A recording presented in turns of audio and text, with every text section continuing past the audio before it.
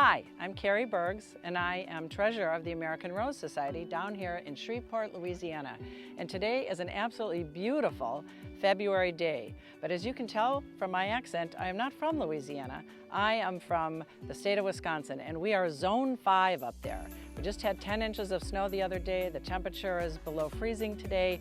We plant our roses in Wisconsin very differently than they would plant their roses down here in the south. I'm going to start here. First of all, we certainly wouldn't be planting in February. We don't start our planting in the ground up there until May. We will start all of our pruning and that kind of thing in April, but we would never think about putting anything in the ground until the month of May, typically after Mother's Day. But basically, it's the same kind of thing. You dig a great hole. Oftentimes, if you're planting in Zone 5 or 4 or 3 up in that area, the northern part of the country, you're going to hit clay and you're going to hit glacial rock.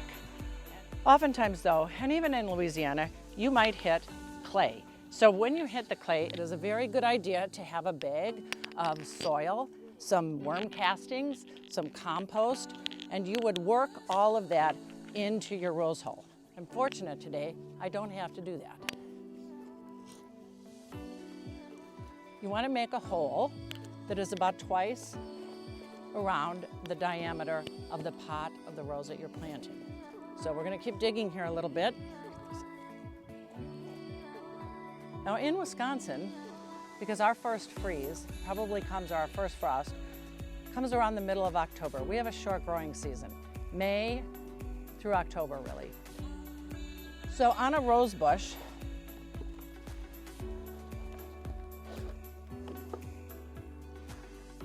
at the point, this is not a grafted rose, but at the point where you have, it would be called the bud union.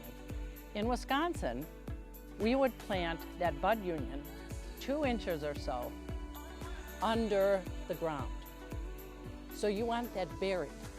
And the other rows you saw that their bud union is planted up.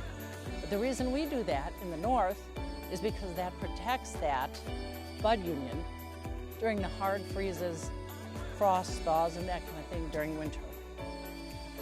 So you'll see that mine is a little bit lower here. What I like to do also before you plant your rose, take a look at the rose. See if there's anything dead on it. See if there are any canes that are crossing. This is a little crossing cane. Snip that out a little bit. So that looks like a very happy rose in its hole. And so now we're just going to backfill it in. Gently, you want to backfill it in. Your goal is not to put all of this soil really back in the hole. Your goal is to tuck it in like a baby. So there we go. Now you see, I didn't put all that soil back in the hole, spread it all around, make it look nice.